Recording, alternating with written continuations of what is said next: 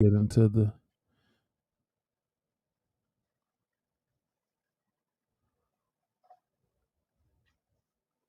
What's good? What's good? hey, what's going on, everyone? Welcome back. Oh, okay, okay.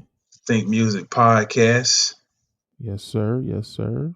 Got people in the building already. Serious Biz, Freddie, Cadley, Freddie Cal, Serious Wifey. Biz, Yes, yes, Home Team, Brianna in the house. yes.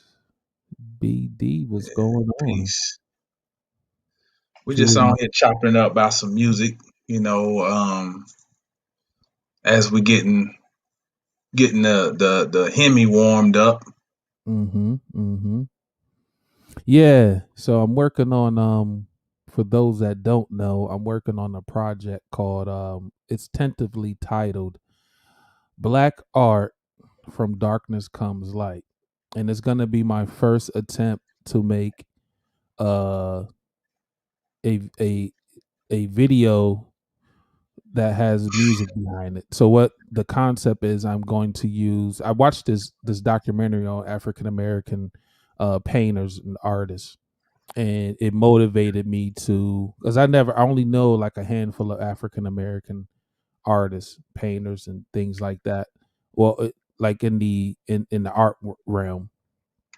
So I watched the documentary and it motivated me to produce some music. So got some cues from the documentary, and then what I'm going to do is, as this music is playing out, I'm going to show pictures from these artists with their names associated to it, so they'll know, what picture is associated with the artist.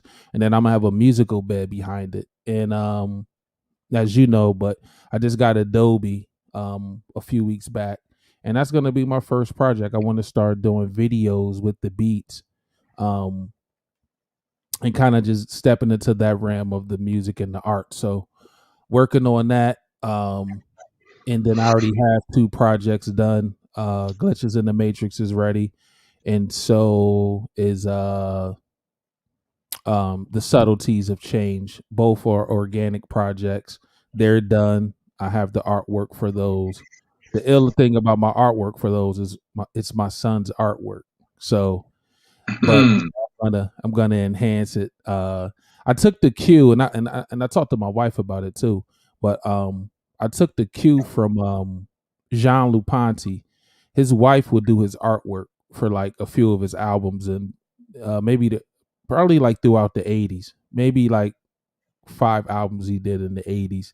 She did the art, and it was like, you know, expressionist art, abstract art. It was real dope. And my son has two pictures that the picture for Glitches in the Matrix, the concept I got from him was like he drew all these like crazy lines in different colors. And when I first seen it, I was like, yeah, that's kind of how I felt in the inside. And I thought it was ill. And I pinned it on my wall. I was like, yo, that's like like it, the randomness of him doing it. I seen something in that randomness. And I was like, yo, that'd be some crazy art. And then this picture, I don't know when this other picture I'm gonna use for the subtleties of change. I'm not sure when he did it, but when I seen it, I was like, yo, this makes sense. So yeah, it was like, wow, that's gonna be the artwork for these two projects. I haven't thought of the artwork for the um the Black Art Project yet, but and I don't know if that's gonna be the ending title, but I just needed to put something in there while I'm working on the music. But yeah, man, I'm excited with that. That's what I have going on. And then we'll be going, well, not me, but Jamal will be going in the studio soon. Want to touch in on that? Well, actually, next Friday. So I don't, we might not. Hopefully, we'll be able to do the broadcast next week. Mm-hmm. Should be done. It's just that I'll be gone for 4 hours, Mm-hmm. and the wife will be here with the no limit soldiers. No Uh, doubt. so we're gonna play it by ear, but we're gonna do our best to come back next week with the Hmm. podcast. Yes, sir. Um, who knows? Maybe we'll have to play a snippet of Yeah, yeah, of the studio session. yeah, yeah. That'd But be yeah, dope. going next Friday, I always get that feeling like it's the big football game coming up. Mm-hmm. Mm-hmm. Since I'm too old for that now, the Yep. studio can give me that rush of game day up until the day I croak. You know, Yes, you yes, know what I'm yeah. saying? So Yeah, it that's a is an good. excitement you get. Because I Oh noticed man, when I release instrumental albums, it's like, you don't know who in the world is gonna hear it, who is gonna touch, who's gonna attach to it. And like when I send music to when I send music to the streaming services, the only one that I could really see is like SoundCloud, where I could see the analytics. And well, I think you mm, could probably see the analytics on DistroKid too, but I could see where like, somebody in Africa listened to a beat, somebody in Germany listened to a beat. And it's kind of like it's dope that you could reach the world and people can hear your concepts. And I'm making these beats, and like I'm not a known producer, I'm making these beats in my room, I'm putting my all of my thought into it, and it's touching someone, and that they're playing it over and over or something like that. So it's always ill, and it's always exciting when I put something out. It is a good feeling. It's like, yo, like it's out in the world now, like let's see if they see how they take to it. It's pretty dope. right. And when I'm listening, after I record something, I got several ways of listening to the music. Mm-hmm.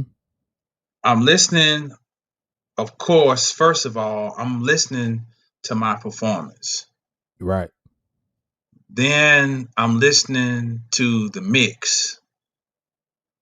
And the mix is I'm listening to see, okay, are my vocals sitting right with the Yep. with the beat? Are they leveled? That's the technical stuff. Yes. So first I'm listening to critique myself. Mm-hmm. I'm listening to critique the engineering next.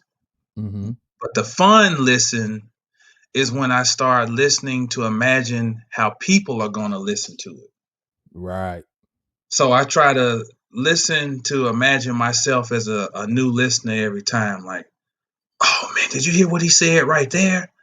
Or do you hear that white noise in the beat right there? Or, oh Mm-hmm. man, so I used to do this as a kid. Like, I was a Raiders and Bears fan as a kid, and I remember imagining myself being Tim Brown in the Mm. front yard, and I would be who was the quarterback? I don't know, was it Plunkett back then? It Nah, might I have think he played with Jay Schrader too. I think Plunkett was in the '70s, but it was Jay okay, Schrader and Schrader. and Um, before then it was I can't remember. Another guy came after Schrader, but either way, I would be the quarterback and I would throw myself the ball and I would catch it and I would imagine the fans, the crowd noise. yes, Just all I just would yes. just be imagining stable. Okay, stable. And Jim Plunkett.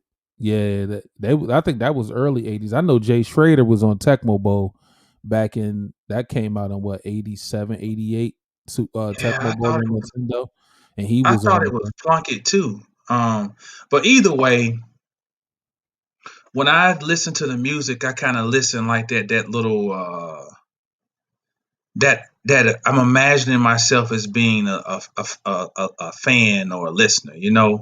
So Right. it's fun, just Mhm. but either way, yeah, we're gonna have some heat next week. Yes, Morris Legacy will be recorded next Friday. Now we Morris just gotta, Legacy. and you know what's funny, guys? We don't even have the album art yet. Nope. Like, it's like once we sit with it, we'll brainstorm and and then we'll see what makes sense, and then we'll put it out, man. Yeah, we'll put it out. It's pretty dope. It's pretty Freddie Cow dope. said, I used to do that too. He said, I remember like 7 years old, I would catch myself analyzing people's actions and wonder did what they did. Yep. I remember MC Toad when I was a kid, like, what you looking at? Because I used Mm. to just sit and look at people, you know. But I also thought that was kind of messed up for a grown man, you know, to say that to a child and the way it came. I always remember stuff like that. Rich Gannon. Yeah. Rich Gannon, yeah, that's who I was trying to think of. Rich Gannon, Yep. yeah. For some reason, I thought Gannon was a little. I thought like 01, but I guess Tim Brown might have still been in the league. And because Gannon I had a cannon. yeah, Gannon had a cannon. Yes, he did. He could wing that thing. Wasn't Gannon the quarterback when the Patriots did that funny pass in the The AFC Super Bowl. Championship game or something? No, it was in the AFC Oh, this is the Championship game in the championship. snow where they like supposedly he threw it behind him or something like that. Yeah, Or what? when all of the BS started with them, the fake dynasty. Yeah. Yo, you know his wife. Um, he came out saying that his wife does she do not voodoo, but what is it? She's into the black arts. He told a Who, story. Brady's wife? Yeah, like he told a story. He was getting a shave or something during the Super Bowl, and he was talking about his wife doing. She got ulcers and all of that, and be doing rituals and stuff, and was telling him like when they was gonna win the Super Bowl and lose or whatever. Like so, his wife tapped in. He tapped in. Straight up. Yeah, That's on the YouTube. You could pull that up. Like just type in like Brady talks about his wife uh altar or something like the altar and it'll come up. It's pretty wild. And yeah, he was serious too. Like he wasn't joking and laughing. Like he was serious. Like I was like, yo, he's for real about that. And I'm surprised he's talking about it. But he's like, what are you gonna do now? yeah. That's the thing now is to tell it. Yeah. Peace, BK Trainer. What's happening, BK Trainer? I'm gonna play So a track for y'all later on too, guys. Oh, my bad for cutting your whiz. Of what I'm working on, but my bad. you got it now, or you? Um, yeah, I got it now. But I'll play it later before we head out. Okay. So the title is the Aquarian Deception. Touchy subject tonight because with all of the information that's coming out now, and it's so abundant, especially with the internet. And many people are now starting to have an awareness of, hey, this is the Aquarian age. We got different timetables. Some people saying we're approaching it. Some people saying we just entered it. Some people say we've already been in it. Mm-hmm. Um, and a college professor of mine, I only had really two professors that I really enjoyed their classes. One was this old white guy. I can't remember his name, but he taught history. And the other was this Nigerian guy named, but I remember him, Dr. Megwa. And so Megwa had this thing he would say, he said, information is first hoarded, then it is flooded, Mm. it is distorted, it is embellished. So you hold back information at first. And then that means it's held back for just a privileged few. Yeah. Then suddenly you flood information. Mm-hmm. And with that flooding, there's no filter Mm. because most of the people who are getting access to it have not been privy to all of the protocols and checks and balances for how to handle the information, so to speak. So therefore, the people who flood the information can then distort it and embellish, and nobody would really know the difference because everything's new to them. Yeah. And that really hits home, especially now in the times we're in, where it's like it feels as though ah, that knowledge is so revolutionary, and it is. Um, but it can also be very crippling because it can stifle our ability to use discernment. Mm. So, as part of this Aquarian age and movement and a desire for enlightenment and a desire to rebel against the quote unquote machine, Mm-hmm. we see certain patterns developing. Mm-hmm. Now that I don't know how much detail you want to go into, but and I don't know how much detail I want to go into. Especially for me, I don't know how much detail I want to go into. Mm-hmm. But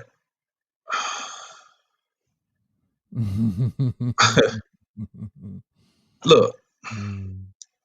one of the reasons I came to Texas 19 years ago is because I was exhausted. Mm. I was exhausted. And I had gotten to a point before I left my home that I was thinking maybe it would be good if I went to prison. Wow. Wowzers. If there's ever any time, and I'm an Aquarius, the absolute worst thing for sun sign Aquarius, okay? Planet Uranus is associated with Aquarius in modern astrology. Rebellion, freedom. So how low did I have to be where I was in life for me to somewhat desire the antithesis of what I am? Man, maybe if I just go, if they sit me down for a while, maybe I have a chance to, as you say, figure it out, Mm-hmm. you know. And so my brother had extended me an offer like a couple of years prior. And he was like, you can always come down here to Texas, man, and, you know, see something different, get you a new start. Yes. So I only say all that to say, because what we're going to get into tonight, I want to preface it and say, me personally, I'm Mm-hmm. not coming from no standpoint of no holy roller, Mm-mm. no do-gooder, Mm-hmm. no saint. Um, I've done my fair share of things, Mm-hmm. okay? Yes. But I'm 44 years old, and I don't see the world the way I did when I was 24. And I should not see it that way. Right. Um, oh, BK trainers and Aquarius. I know BK about BK that he Aquarius. We got another Aquarian in here. We got DK said Aquarius Sun, Mercury and South Node, and I am an astrologist. All right, peace. Peace, That's what's DK. up. Um, so you want to chime in anything before we? Yeah, I just think that we always talk about it when the when you're living life and you're trying to figure, as I say, figure it out. You're saying so many different things. I think innately, I was a seeker. Um, and I always fall back on that. Yeah, I've did some things in the past too, but at the same time, I felt like I was on the scale trying to weigh it out. Like, yeah, you lean a little bit over here, but not too far because you know what the end result is. Um, I never wanted to, I never wanted to be in jail because it was just like, yo, that's a lot. Like I was locked up once, and that experience was like, it wasn't like, it was jarring. You know what I'm saying? Like, and not in the sense of like, yo, I was in there scared and huddled in the corner. It was more or less like, yo, like when you went there, you like, yo, like you hear about it so much, then when you experience, you like, yo, this cell really is tight. Like those bars, like those bars really are on close. Like you really in here with another dude. It's humbling. And that little experience I had for a week, it was like, yo, I don't want to experience this again. And I don't really like, so for, and not knocking nobody, because I know people do what they got to do for whatever the reasons are. But it was like, once I experienced that, I didn't want to experience that again. And I couldn't imagine like living that life for 3 to 5 years or whatever like that. And then all the politics that go on in there once you get in there, like that's a whole new world. It's a whole new, the wardens, the president, and and the CEOs are the delegates, and then the population is whatever. You know what I'm saying? So it was just like, it was weird. And I remember when I got in there, like I was known for doing music and just being a low key dude. And I remember walking through that joint and somebody that I know seen me, and he was like, yo, Wings, what are you doing in here? And I was just like, I just gave him the shrug shoulder joint, like, you know what I mean? And so, but when you when you're living life and you're seeking something, and you're trying to understand, like I always ask what I consider God. When I was in third, fourth grade, before I went to sleep, I would just ask questions. You know what I'm saying? And and and and was always just trying to understand what was going on around me. So as I got older, um, and I came across Dr. Malachi Z. York's book without before I even knew who he was. Um, it it it it just put me in that lane, bro. It was always like I wanted to understand the unknown while I was living, you know what I'm saying, just living life, living in the neighborhood, seeing everything that's going on there. But then I also had this zest to understand the unknown. Like I was asking a lot of like meditation questions, um, just the whole gamut, bro. Like it was always there. So once I stopped drinking and doing all of that stuff, then I was able to put like a real focus on it. But the blessing is, um for those who have the eyes to see and hear, that you start seeking something outside of yourself. Because I think it helps you better yourself. You know what I mean? You always hear the story where somebody look at the situation they were brought up in or raised in, and then they say, I had an uncle or I had an aunt or I had a tutor or someone that pulled me to the side and was, and gave them some information or gave them some positive feedback on how they could change their life. And they went down that road to do it, and they made something of themselves. And then you got some people that just see how they living, and not maybe personally, but just like the area they may be living in, and just want to get out, and they do they do whatever they can to try to remove themselves from that situation. I think I kind of got off the point, but yeah, that's what I got. No, I think it's still on the point. The point is about, it comes back, it echoes a theme, I think, for how we move. It's about transformation. Yeah. And so I want to lay the foundation of where I'm coming from, for, and how we where we're coming from with our discussion this evening. The whole thing about going into the Aquarian age is leaving the age of Pisces. Okay. In our, down here on Earth, geocentrically, we are moving clockwise. But when we superimpose our experience up into the heavens, it becomes counterclockwise. Okay? So for us, Pisces follows Aquarius, but from us looking up into the heavens, Aquarius follows Pisces. So the Aquarian age is the next horizon, so to speak. So we always say these things, Pisces is the age of belief.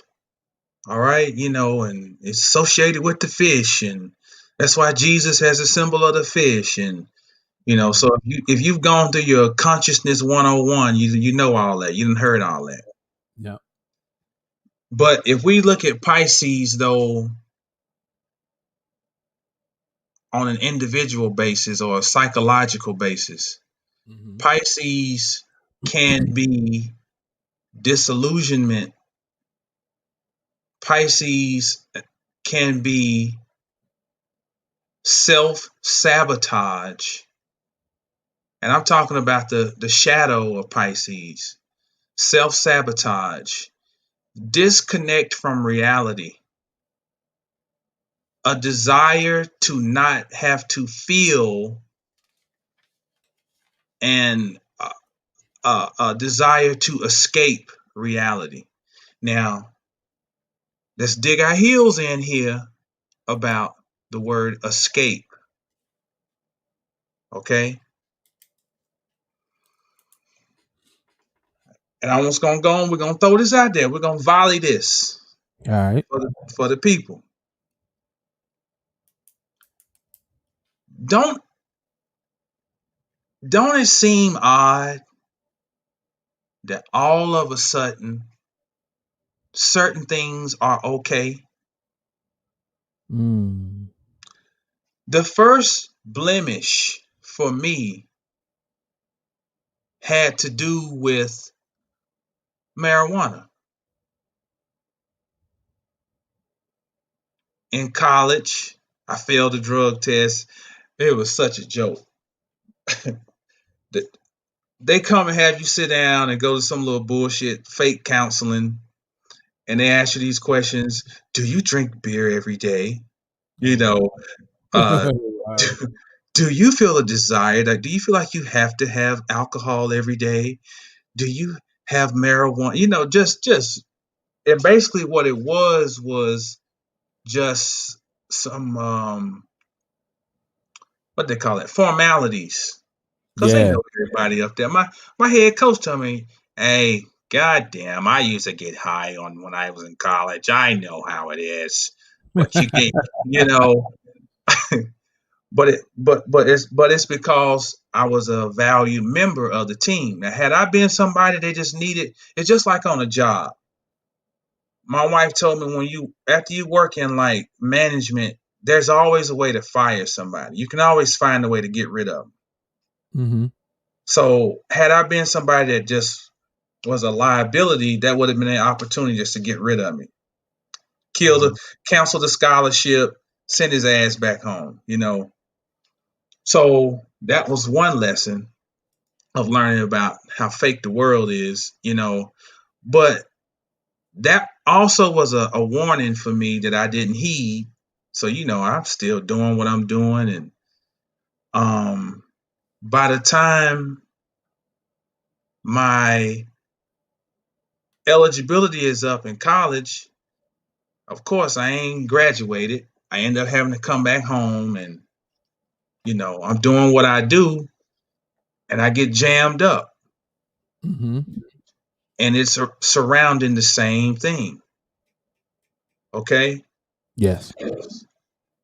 That's a traumatic moment for me, you know, because I'm not, like you say, I'm not no, um,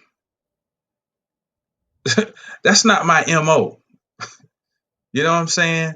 Right. To me, I'm a businessman, but Mm-hmm. I'm not no crook. You understand? Mm-hmm. So I don't revel in that shit. So to look back to 21 years later and to look back and now look at the times we in, well, all of a sudden certain things are okay. I have not forgotten the stigma of being associated with that, right? And so I know how things happen in the world. Mm-hmm. I had enough time to be on the planet to weigh out some things. And I know things don't happen like that in this world. Well, all of a sudden, people just have this revelation, or they come around, or they finally realize that, you know what? We've just been too tough. The Mm-hmm. time has come for us to change. Right. What is behind this?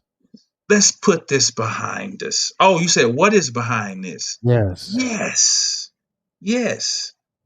So here's my thing. Do we really think that what's up, Brian? Yeah, that's my man. Peace, BD. What's going on, family? Oh, all right. That's my man from Harrisburg. Home team. All Yeah, right. yeah. Good people. Good people. PA. Yes, sir. Um, so are we to think that all of a sudden the powers that be are caving in because we are so awake now and they realize they can't hold us back and they just had to give in and give us what's and finally just let us have access to what nature has been trying to give us all along? Right. Or is that our egos that's being played on us? Yeah, they got something in store. And uh I just seen a commercial the other day for smart grass, Hmm. and it's called Smart Seed. And it's like the longer you have the seed, it's something like it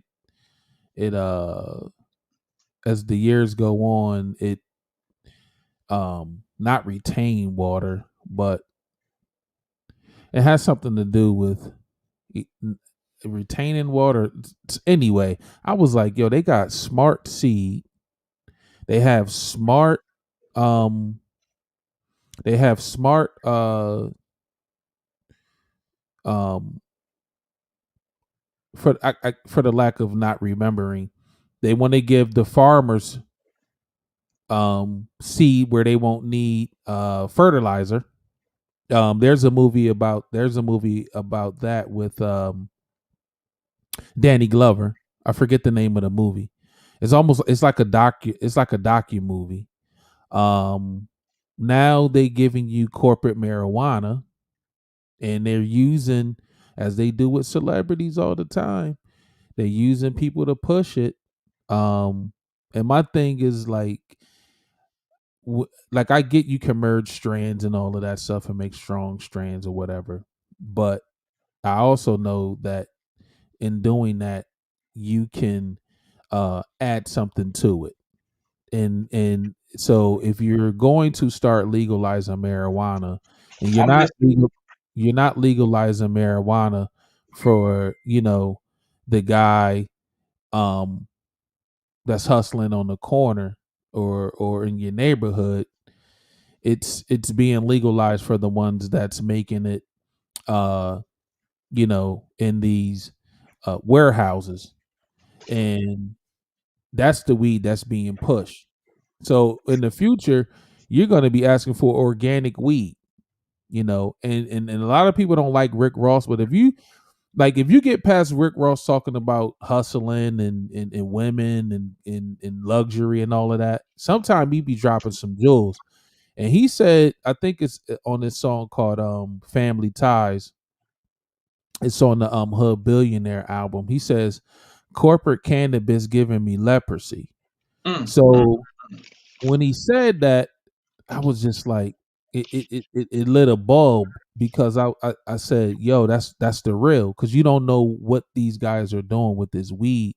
And you hear a lot of celebrities are like, they got I got my strand, and and this and that, and then that makes it comfortable, and then people start blowing it, and you don't know what's going to happen to you in the future. Now, I remember maybe 10 years, 11 years ago, all of a sudden this fake weed started popping up in corner stores in Harrisburg. They had this weed called K9, and it was supposed to be, on the label, it said it wasn't weed and you shouldn't smoke it. It was more like supposedly like some potpourri, like you just light it on fire and it smells good or whatever. But my brother told me he had smoked it, and he was telling me people were smoking it, and it was people that he was like, "Yo, cats that's on probation blow it because it wasn't supposed to get your urine dirty, and they just wanted to be doing something for real." But I was like, that kind of bugged me out, and I always thought to myself, like, when I stopped blowing, pause, when I stopped smoking, it was like it was for a reason. Like it just like it felt innately for a reason, way like 11 years ago. Like it felt like I was stopping at the right time. You know what I'm saying? And now 10 years later, 11 years later, like I said, now you got these guys pushing all this corporate weed. And I call it corporate weed because this ain't no backyard weed, man. This ain't the weeds that somebody's growing out in some woods in the barn with all the lights and all of that. Like this is this is warehouse weed. And you don't know what it's going to do to you. You know what I'm saying? You don't know what it's going to do to you. But they tapping in on the vegetables. So they got the food locked down. They got fake weed that they're legalizing now. They have smart seed for your grass. We already know about the phones. So something's getting ready to come online. Something's getting ready to come online. I'm not going to say I know what it is. I'm just paying attention to a lot of things. I have a book called 2013, and it talked about all the things that will be coming online. I watched it, not all the things, but a few things. And it was in the back of the book. I want to say they was naming some things that will come online. I watched a documentary on Curiosity Stream, and they were talking. I watched one on drones, and they have drones as small as mosquitoes and as big as birds. That the ones that look like a bird, when they're up so high, you won't know it's a drone. So, and then if you look at what's going on in China, um, they got the what is it called? Because I seen it on Black Mirror also. The um the social rankings, or the social, um Social ratings. yes, yes. And if you watch Black Mirror, it was an episode where the lady, um she was, she had her smartphone and she was trying to be happy and cordial to everyone, and she kept looking at her phone and because they wasn't letting you in certain places if your score wasn't right.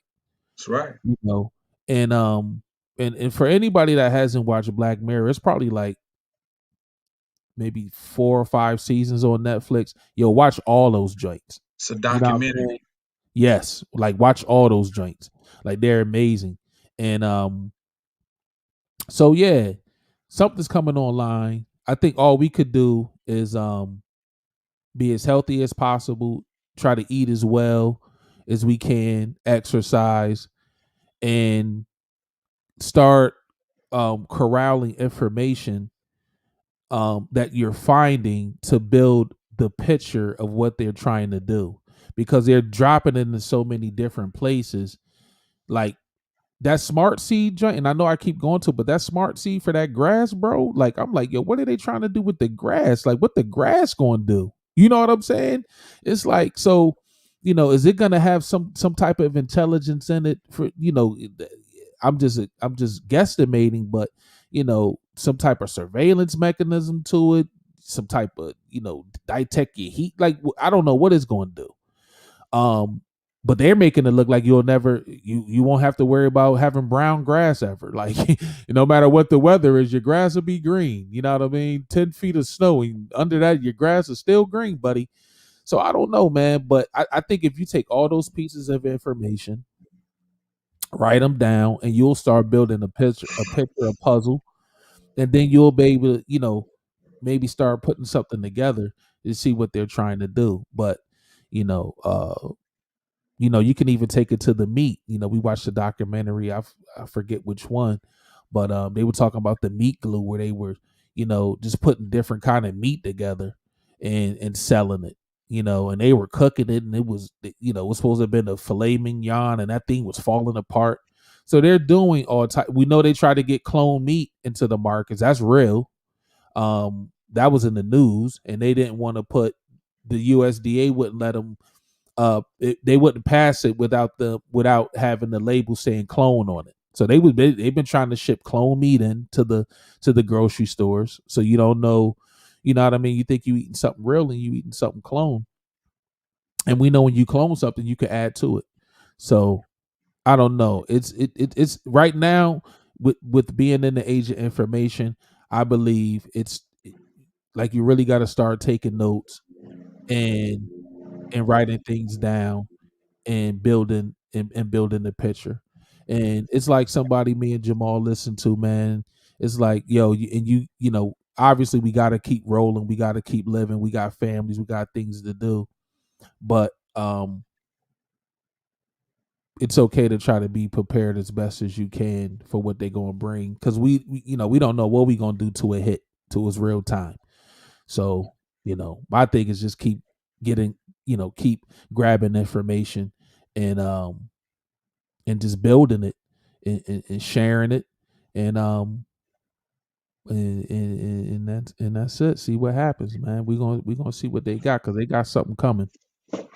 And maybe if there ever was a time to be sober, this is it. Yo, because cats is wilding. Yo, yeah, cats is on they mushrooms, they blowing heavy, they grogging, and the two-thirds ain't gonna make it. Just like I got a plane keeps flying over the house. It's 11:34 at night. This is not a commercial jet. So are you doing flying lessons at 11:34? You know what I'm saying? It's a very odd world, you know. But I want to throw something in. Mm-hmm. Um, this is a book called The Atomic Christ. These are very hard to come by. If you can find one, get it. If you can find one at a reasonable price, they pop up, they disappear. This and here they talk about Henry A. Wallace. Henry A. Wallace was a part of FDR's cabinet. Okay. He was the Secretary of Agriculture. Now, just to give you some background, Henry A. Wallace was tutored by George Washington Carver. Mm. Henry A. Wallace's father was a professor at University of Iowa. And the father basically was using um,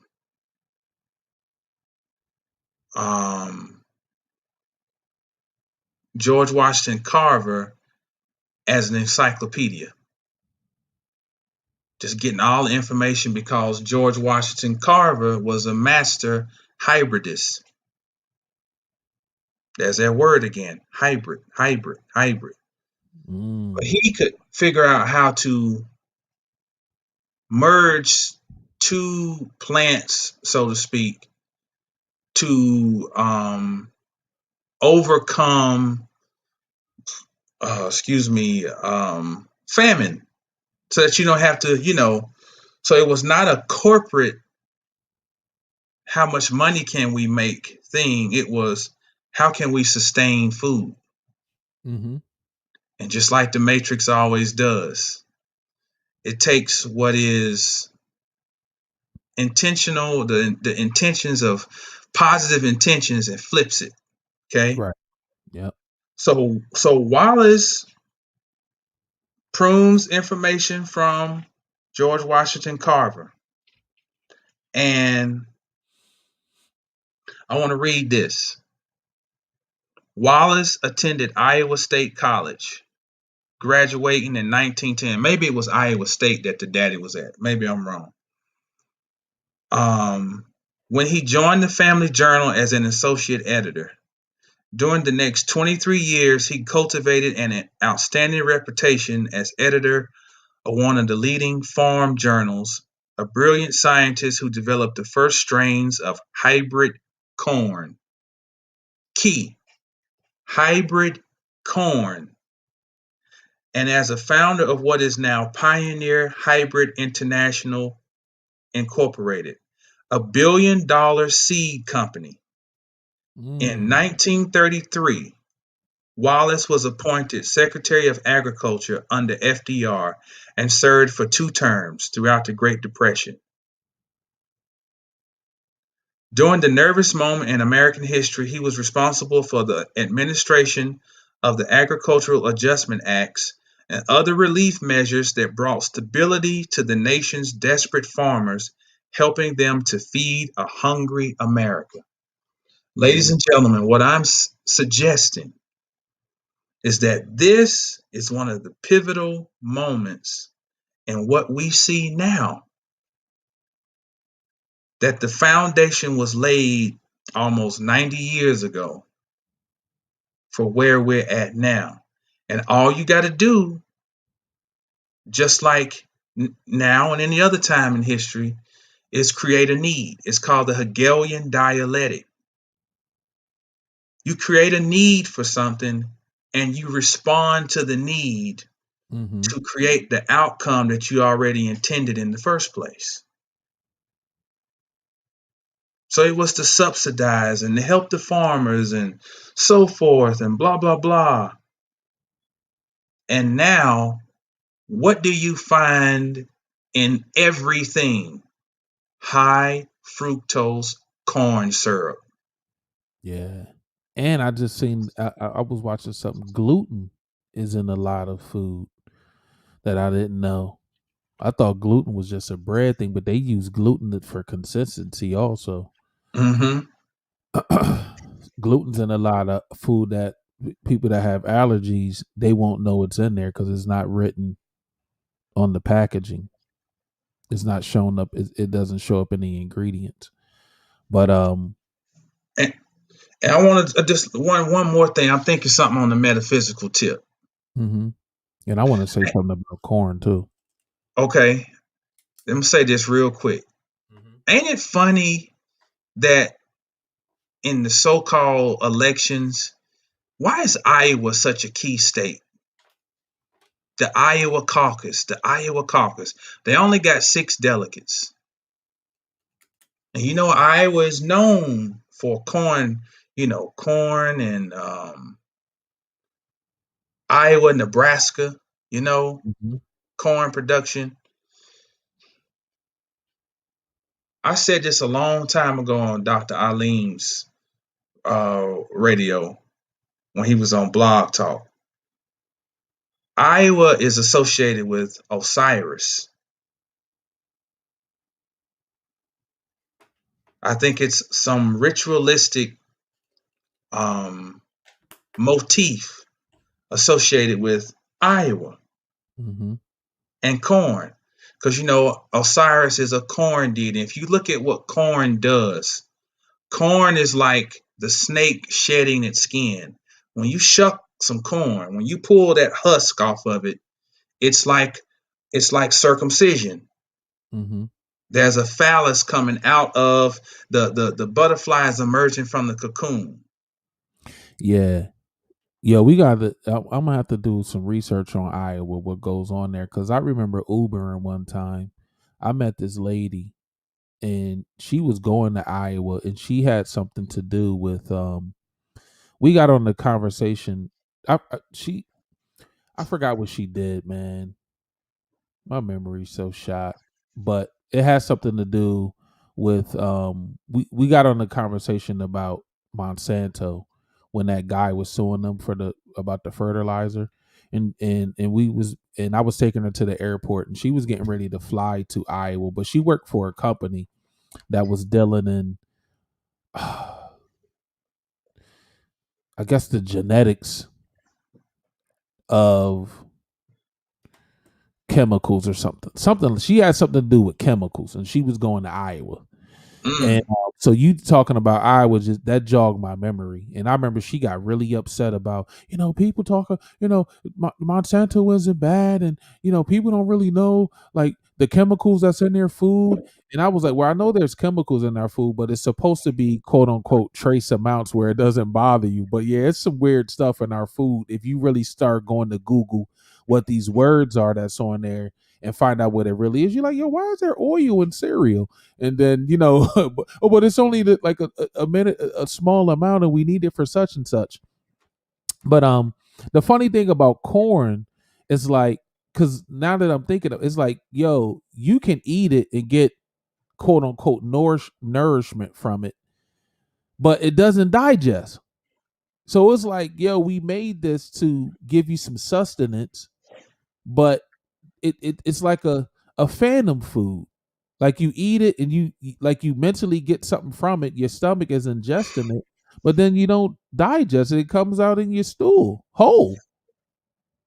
So that when you was talking about that guy, about William Wallace, Henry Wallace, and how he worked the corn, it just made me think about that. Like, and and that's what food may be in the future. Like if you watch The Matrix, remember in The Matrix, the kid when they brought Neo in and they were eating that oatmeal, and my man was like, "Yo," like they was like, "It's trash," but they just needed for like some sustenance. But it Hmm. was made out of like whatever he made it out of. It wasn't even like really oatmeal for real. It looked like soggy frosted flakes when I seen it. It was just like Hmm. wow. But yeah, that made me think about that corn, man. Like, yo, you can eat it, but it's just I don't know. It's a mind game. It's a mind Hmm. food. Trick your mind, but it don't really do anything for you. Hmm. It's If interesting. we look back in a lot of our so-called holy texts, Mm-hmm. there's a lot of reference to agriculture. Yeah. And we've talked about this before, that the cultivation of the seed Mm-hmm. was one of the key purposes of astrology. Yeah. Astrology is talking about the cultivation, how to cultivate the mundane seed and the spiritual seed. how to make it grow. They say in the Book of the Dead, it says Isis and Osiris taught man how to cultivate wheat.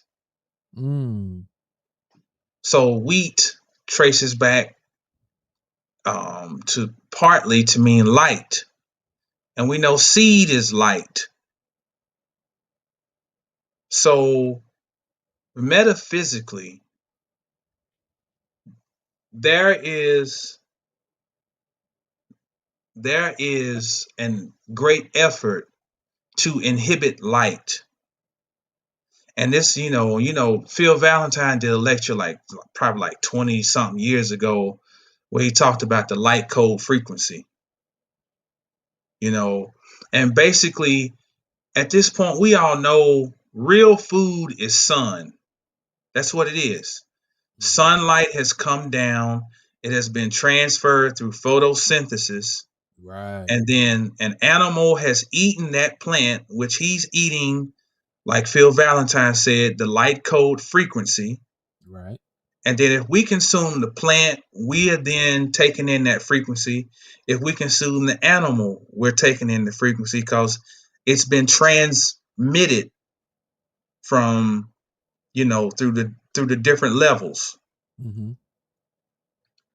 It appears that starting way back in 1933 and before, very possibly, we're talking about people who are sitting up inside of buildings. We're starting to understand the power of being privileged. Yeah. When you're privileged, you can plan 100, 200 years in the future. Mm-hmm. And it's hard for some of us to fathom that because our lives are so inundated with work, survival. Mm-hmm. What's up, Nate? You safe out there? Nate said he's driving. Peace, Nate. But it's hard for us to imagine. Oh, come on, bro. Ain't nobody sitting. Yeah, they do. Yeah, they do. And if history is correct, how you think all these empires lasted for so long? come on. It's planning. You can't work and plan. Mm-mm. You can't be grinding all the time. That's why this is pushed so hard. I'm grinding. And every celebrity want to come out and tell you, if you want something, you got to get out there and grind for it. You got to give up sleep. Why are you thinking we watch, when we came up in the 90s, we used to clamor to watch Yo MTV Cribs. Yeah. I ain't seen not one person ever show a book. This is where the magic happens. Yep. Let me show y'all my garage. Look what's in my fridge. And 20 years later, we find out they was renting those cribs for people. Renting them. Talk about that. Redman gave that up when he showed his real joint. He said they wanted to rent a house and he go there and say it was his house, and he was like, nah, I'm gonna show you my real house. That's why he got the realest MTV cribs. The realest one. Realest one. Straight up. Now some of these cats behind Petco doing their lives, and they wishing they had a crib like Redman, a real crib. Yep.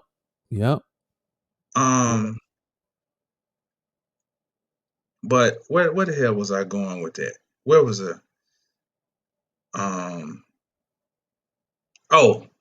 So is it beyond us to think that seeds of all kind have been tampered with?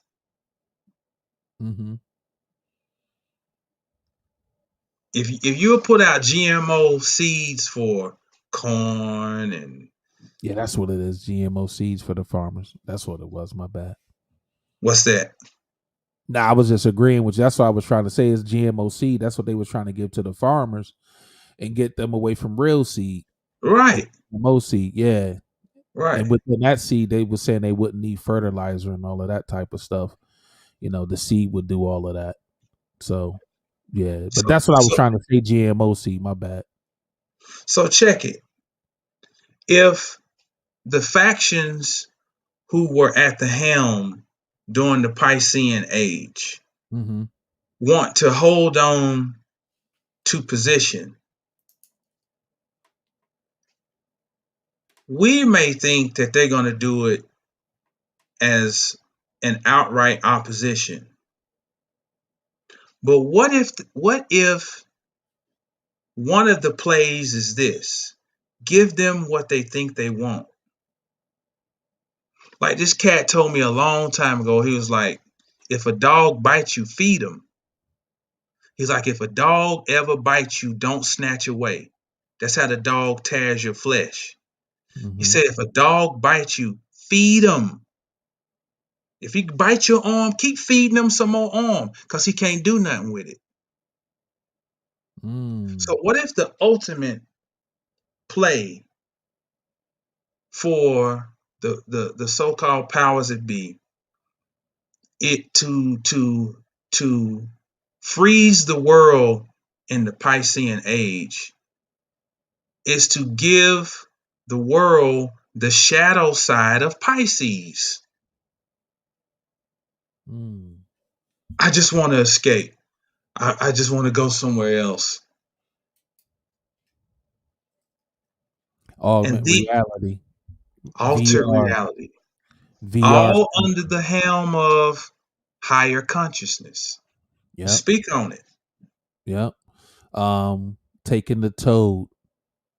You know, you watch Mike Tyson hot boxing, he talk about taking the toad, and he said he met God. Was ayahuasca. So, and now with the pushing of legal marijuana, um, let's just say it's possibly made to cloud you, like you were saying, because now because now we're like, I know the term woke is being used a lot, and everybody's woke and all of that. But let's talk serious. Ever since the advent of YouTube, information has been readily available. Once people started saying, "Oh, I can upload old VHSs of," now listen, you got people upload Manly P. Hall. I like uh what's your man Watts? Uh Alan Watts. Alan Watts. Like, I've come across so many people I've never. Now I heard of Manly P. Hall before, and I bought the book, The Secret Teachings of All Things 10 years ago. But now people are sitting at home, like, once they start seeing what YouTube is, they're like, you can upload stuff on here. Well, let me go. I'm collecting all these Crowley tapes, or not tapes, but this Crowley information, or I have all this Manly P. Hall, all these Manly P. Hall tapes. Like, let me put this on YouTube. And so now in 2021, bro, if you're searching for something, you come to YouTube and you look for it, and 9 times out of 10, now it's all based on who uploads it. YouTube is based on who uploads stuff. We know that, but I'm just saying at this point, there's so much information on YouTube now. Obviously, you got to sift through it and all of that, but all the information people were collecting at home, they're like, "Oh, I can put this on the. I'll just get this to the people." And so technically, we're woke. Technically, we're in the information age, as they say. So since they know that, now we have to fog the mind to continue to, get our agenda through, you know. And people say, well, um how can they continue to do this? And I wanted to say this real quick. When Steve Jobs was coming out with the iPhone, he had people working on it, on different aspects of the phone, on different floors of the building. So one floor they was working on, glass. One floor you was working on the case. One floor you was working on the mechanics. One floor you working on the operating system. And then what happens, every year they have that meeting where they talk about what they're going to come out with, and iPhone and iMac and iPad and all that type stuff. And so when you a part of that group, you don't know what you're working on. So you on floor B working on this particular thing, but you don't know what they're doing on floor A or floor C or floor D. You just know what you're doing on floor B, and it's for something. And that's how they keep these people out the loop. So when they're going to get all these smart guys and taking them to MIT and Cal State and all these Boston Dynamics and all of that, and you working on this mechanism to make something jump, you don't know what it is until you give it to your quote unquote superiors. And then once they corral everything from everybody, then they got the team that put it all together. But none of y'all never knew what y'all was working on until you see the end product. And that's how you keep the system rolling. You know what I mean? That's how these people stay in power. The people that's with them don't even know what they're doing. That's how banks stay. Like I was, just like with the fiat money. Like you a bank teller, you don't know what's going on at the upper echelons of the bank. You just come in there and know you gotta help a member or a customer get some cash back or whatever, or cash a check. That's all you know about the bank. Like that's all they tell you about it. But you don't know higher up what they're doing. And I give somebody a video to watch. I wanted to say the dude name is Ronald Bernard, where he's like a Danish dude that talked about working in the upper echelons of finance and what it was like. And the reason he got out because they was Luciferians and he got invited to watch some kids be sacrificed. This is according to him, all alleged. So I don't know, but and that's why he hopped out. But he talked about um um that there's only a handful of people that control all the money in the world, like 6,000 people. Now, when I heard that, then I come across some information where they said there's only 199 people on all these boards of these major companies, where we know you could put two, like you can have a thousand, you can have thousands of companies, but you can have 199 on all those boards because they can be on more than one board. And then that helps, then they could start pushing their agenda from top to bottom.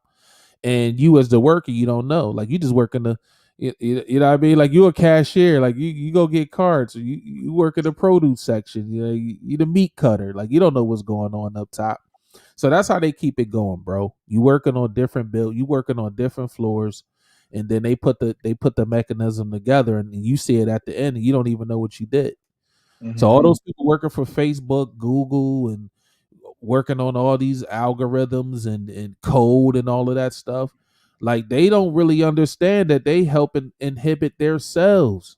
And that's why I think some of them get the picture, and then they digress and they want to hop out and do something different, or create the opposition to that.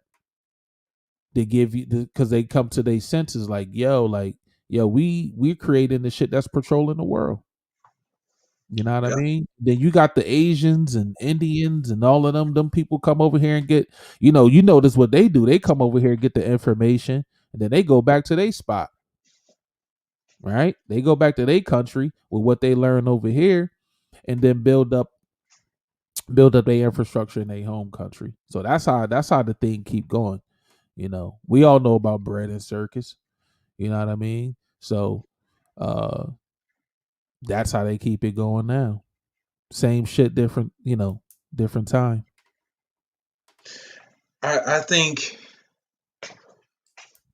somebody has got to be the ones to give the unpopular message. Mm-hmm. And so here's the deal. We both have blown big bud.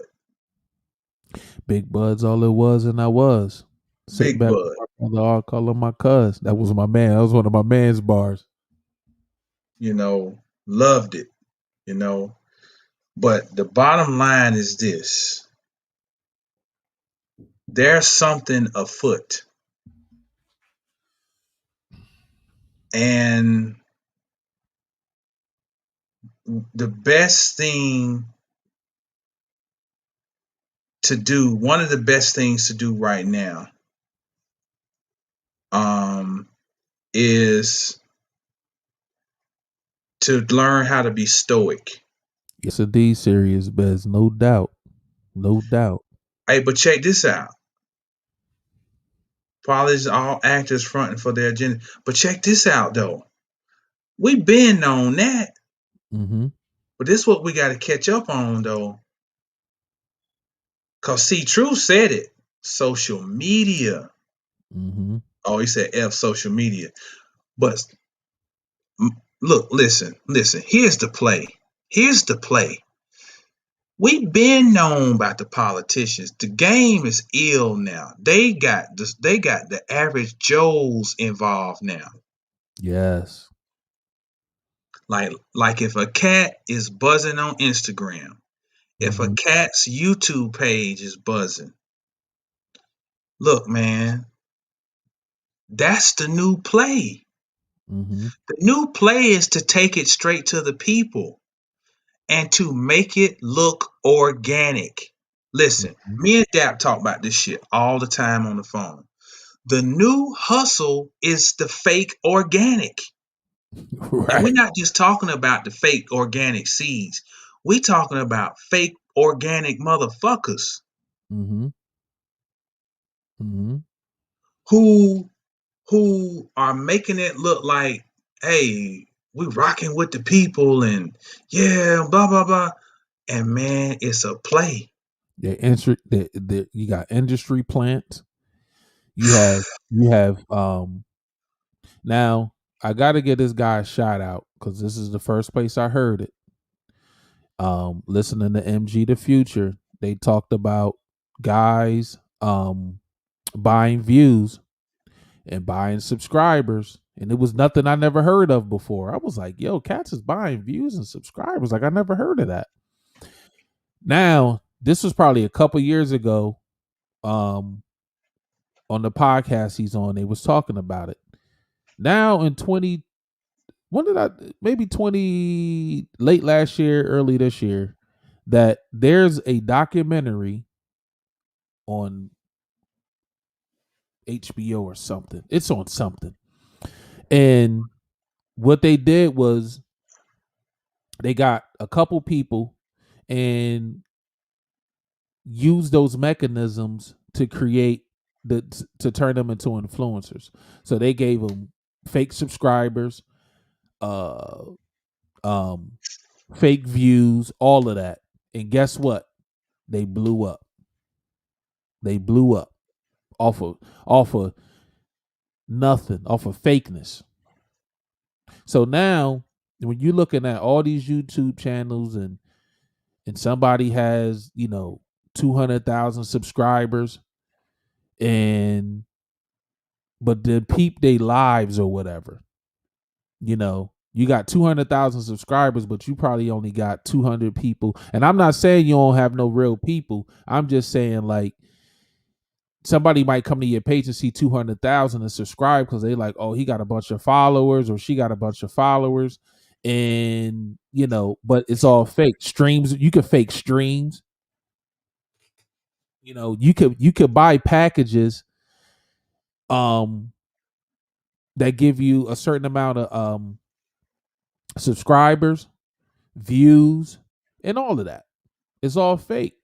And then they got industry plans, where this guy's telling you all of a sudden he's blowing up and he's on the radio and he got music videos and all of that. And he's telling you he did it off the strength. And he's a plant. They're making it look like he did it organically, but he's being pushed by a label on the low. So, um, and then you got guys listening to other guys and bringing a information forth that, telling you that they know all this information and all they did was go watch 1,000 YouTube videos on the subject, and now they doing a webinar on the subject And charging a grip for it. and charging a grip. So it's like, you just gotta really, at this point, it's so much going on. We're being pulled in so many different directions. You got to take a deep breath, sit back, and just start gathering information. And outside of your daily, for us that got families and wives and kids and all of that, you got to sit back and do your knowledge, and then just watch what's going on in front of you. And you don't really, you really don't have to buy into what's being sold. That's You know what right. I mean? Like, you really don't have to buy in. Just sit back and do your family, and watch the game play out. Cause listen, the game is really discombobulated now. You don't know what's real. Cause I could get super analytical, and then my head hurt. Cause I'm an analytical guy. You know what I'm saying? I'm just, that's just me. And I finally accepted it.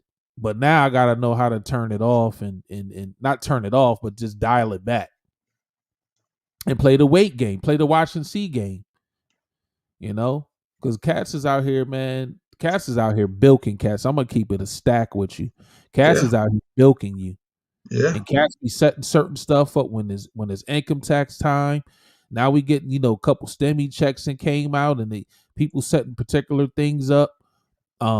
People setting particular things up when you get your STEMI check. You know what I mean? And they're looking for vulnerable people. Yeah. It's like Cats has took the church concept. Come on now. You know what I'm saying? Speak And, on and it. listen, I ain't talking about all churches, but we know some fleecers out there. And this is what Cats has done. Cats has been in the information. We always say this, right? Fire's not bad. It just depends on how you use it, right? That's the simplest way to say. You could burn somebody with it, or you could fry some fish with it, right? And some hot grease. Guys that took information they found and chose to do nefarious things with the information. Because you could get information, say, "Oh, this is how they rocking. Now let me maneuver so they don't, so I ain't locked in on that." Or you could go, "Oh, this is how they rocking. Let me make a move. I found a move I can make." And then they make a move on you, and you wind up being the one getting duped. Because everybody's like, we all looking. Listen, fam, we innately looking for the Most High. We innately looking for that highest consciousness, God, whatever you want to call it. Like, we innately looking for that. So there's people that play on that. They know there's people that they're looking for collectivism. They're looking for a way out. They're looking for a business plan. All of these different things. So they come and offer these things to you, and it's a fleece. Because all they doing is regurgitating other people's information. They ain't did no real work behind it to see if it worked, and they telling you it worked, and they don't even know if it worked. But they gonna bilk you, and really how they gonna know if it worked is by you attaching yourself to their program, and then if you get some benefit from it, that's how they know it worked. They benefit is getting the bread from you. Come on. Talk about it. You know what I mean? And then they'll tell you, "Oh, you ain't out here doing the work, and you ain't out here doing this and that." Like, nah, fam. Nah, I do nah. the work Because every day. yes, it's all about each one teach one. Not the game is to be sold, not to be told. Game is to be sold, not to be told. Cats is bilking you. Each one Let me tell teach you, one. Each one teach one. I'm gonna show you how to fish. I got to interject something. I'm gonna let you rock. You good? You Look, good? cats be on all this metaphysical shit, reciprocity, and the law of attraction, and 7 hermetic uh, laws, and all this. But here's the deal: cats really don't believe in reciprocity. See, and cats spend so much time talking down about religion because it's their number one competition for people's bread. Right. And the thing is, there are a lot of similarities between what appears to be organized religion and higher consciousness. Yes. The metaphysical concept of reciprocity, as above, so below, as within, so without, is what in religion is called faith. Mm. Faith as in, if I put out this certain energy, the universe owes me to reciprocate. Mm. So if I have a true metaphysical understanding of how the universe works, I automatically also have faith. Right. I have faith that I'm going to be all right because I create an energy vortex around myself. Mm-hmm. See what I'm saying? And Yes. so these cats they talk that shit. Mm-hmm. Man, they don't really believe that shit. No. No. Straight up sharks. Yes. And it's all based on fear. Yep. Fear. Fear of I ain't gonna be able to eat tomorrow. Yep. Yeah. Cats, listen, man. Jamal, he works. I work. Um, when you are of a certain stature in this society, you can't work. You gotta find Uh-oh. another. You can't find. You gotta find another play. Uh-oh. You know what I'm saying? We listen to this group, and y'all pretty sure y'all heard this group, Little Brother. We listened to an interview. Me and Jamal checked the interview. One of the rappers, the group Little Brother, it used to be Knife Wonder, Fonte, and Big Pooh. Knife left the group, and it was just Big Pooh and Fonte. Anyway, they group still, those two are still together, but they hadn't done music for a while, so they came back and dropped the album. Anyway, they was doing interviews, and me and Jamal was checking the interviews out because we like Little Brother. And in one of the interviews, Pooh said he had the Uber. Now, this is a guy that he was on a major label for a second. He's been in the music business, right? And when we look at people in the music business, we just think everybody's up. You know what I mean? Now, obviously, we know a long time ago, like we know rappers ain't really rapping about what we know rappers ain't really talking about the stuff they talking about on record, they ain't doing in real life. Like we knew all this stuff in the 90s. That's why I just look at it as entertainment. Now I know you gotta have a persona, right? I get that. And I'm not saying some of these cats hasn't done some things, you know what I mean? Because I know there's people in the industry that have done things. I'm not saying that. What I'm saying is this. If you was in the industry and then for whatever reason it didn't work and you had to go get a 9 to 5, some people may look at you like, oh man, you fell off such and such. It's the same thing that happened to the rapper Emil when she got dropped from Rockefeller. They was going around saying, oh, Emil work at Kmart. And she was like, listen, I got a son. Like what I'm gonna do? Like, you know what I'm saying? Like, if the industry ain't popping for me no more, what am I gonna do? Big Pooh, it wasn't popping for him. He had the Uber. And he said some people noticed him. Most people didn't. A couple of people noticed him. But he humbled himself and he had to do what he got to do because at the end of the day, that's what we got to do. You got some of these cats that they done built a persona that they can't go work at Lowe's. They can't go work at Home Depot. Because if you walk in there and see XYZ walking in there, you pull your camera out and be like, yo, look at my man. This is such and such showing them where to paint at. Like, listen, they don't want that. So what they do is they resort to taking advantage of people to stay on. Yeah. So now YouTube then gave you a way to create a channel, a following. Now let's tie in the fake followers, the fake subscribers. You do some videos and you drop you don't gotta even do no lives. You could just drop a video, pay some money, make it look like 10,000 people watched it. Then when real people see it, they're like, oh, okay. You know what I mean? And then they might subscribe. Then you get some real subscribers with some fakies, right? You can even pay for fake comments. But you got people that can't go to work, basically, is what I'm saying. So since they can't go to work, they're thinking of plays of how to get money from the people.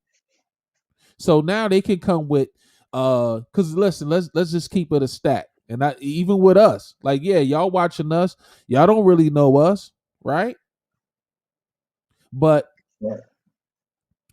what me and Jamal try to hold ourselves to is integrity. Like, that's why when we do this podcast, we try to, he showed you a book and then he read from it. You know what I'm saying? Like, we ain't up here just talking off the chain and, just freestyling. Like, we feel like we're coming from somewhere. So if this doesn't work, it's like, cool. Like, if our music don't work, we cool. We got jobs. Like, yeah, we want the music to work. It's our art. But listen, if it don't work and you see me, you see me cleaning one of my buildings, like, it's gonna be like, this is what I was doing before I was even doing music anyway. So it's Right. not a big deal. But you got some Right. people that can't go that route. They done got a little taste of that life, and if they can't see themselves without it. So now the next thing to do is, how do I maintain being in some type of this celebrity? So And I'm gonna we say, ain't just talking about mainstream cats. We're nah. talking about like Listen, I done seen dudes. It's like, yo, how you this? Listen, man, and I ain't really on some talk about people, but I'm just trying to keep it a stack. Like, how you doing lives in the cold winter, hawking spit, bro? Like, why ain't you in your house? Like, me and Jamal is in our house right now. Like, I'm not in my car parked in a parking lot doing this live. Like, I don't got nowhere to go. You know what I'm saying? So why, like, it's prominent cats. You outside in the snowstorm doing the live, G. Like, why ain't you in your crib? You sniffling and hawk spitting on the live. Like, I'm bugging off you. Like, yo, go in the house. Why you have to come outside? Like, so you know what I'm saying? So, like, either you don't have a crib, but you trying to, but you got this name you done built for yourself, and you trying to keep this persona going, because you can't go to Lowe's and get a job, bro. Because if somebody see you in Lowe's, they gonna film you, and you can't do that. You can't take that. and I want to throw this in and interject.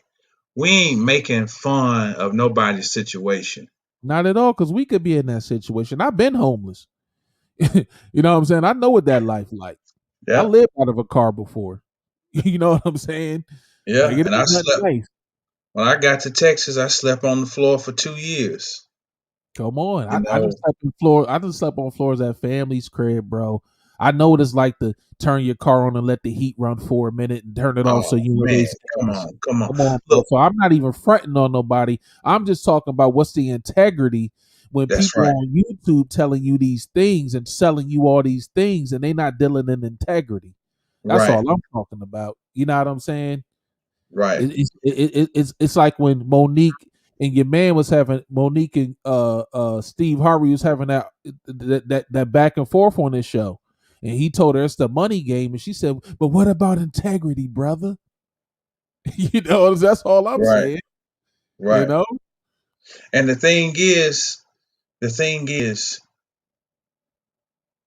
going back, I got to touch on a little of the astrology. The sixth house mm-hmm. is humility. It is work. It's service. It's sacrifice.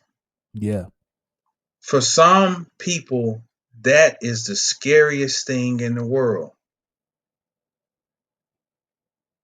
You know, it's the idea that I'm gonna have to work, or I have to earn my keep, or I got to, because the idea of getting easy money is so alluring. YouTube is the new block. no doubt, The no block, you know doubt. what's so alluring about the block is I can get me a package, Mm-hmm. I can get out there, and I can move it, and in a day, I'm 21 years old. I can make $1,000 in a few hours. Yep, What are you talking about? yep. I'm gonna kill. I'm gonna kill them. I already got 5, 6 pairs of Air Maxes already picked out, and I'm gonna kill them. I got a shirt to match. I got a pair of Air Maxes to match each shirt in my closet. I'm gonna kill them Oh, this weekend. I might have to change clothes every hour at the club.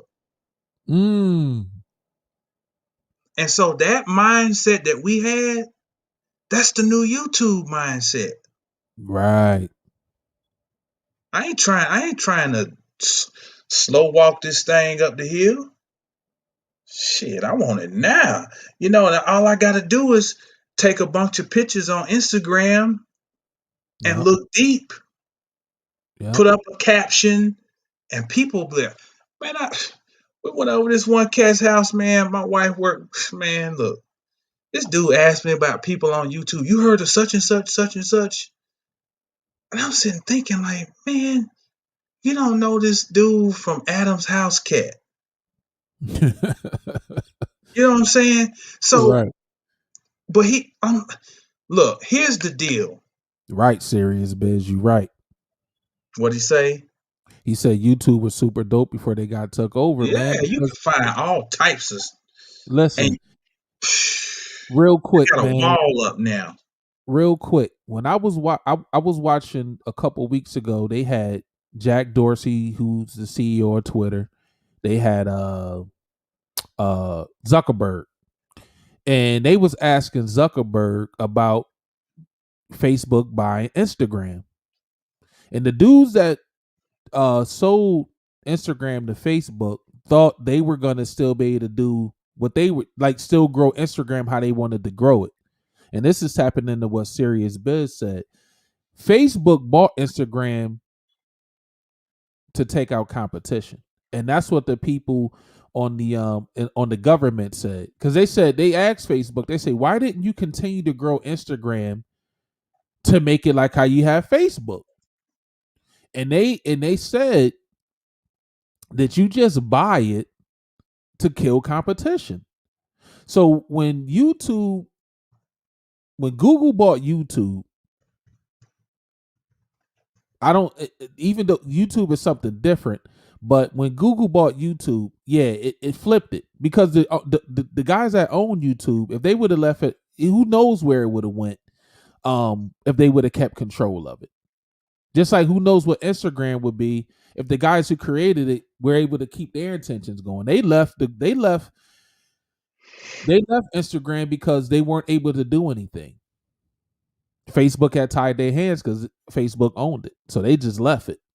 And that's what I'm talking about. The whole thing when I was going on talking about, these people that go to MIT and all of that, and then start finding out that they're helping create this surveillance. What these people do, like those two guys, I don't know what they did when they left Instagram, but that's what makes them want to go start something else to combat Facebook or whatever. You know what I mean? So I just wanted to tap in what Serious Biz said, because, yeah, man, throughout time, like, okay, it's like this. You got PepsiCo, you have Nestle, and you have Kraft. They own everything. You go in your grocery store, you see Keebler and Oreos and everything, like Hostess and all these different brands that at one time were they own singular brands.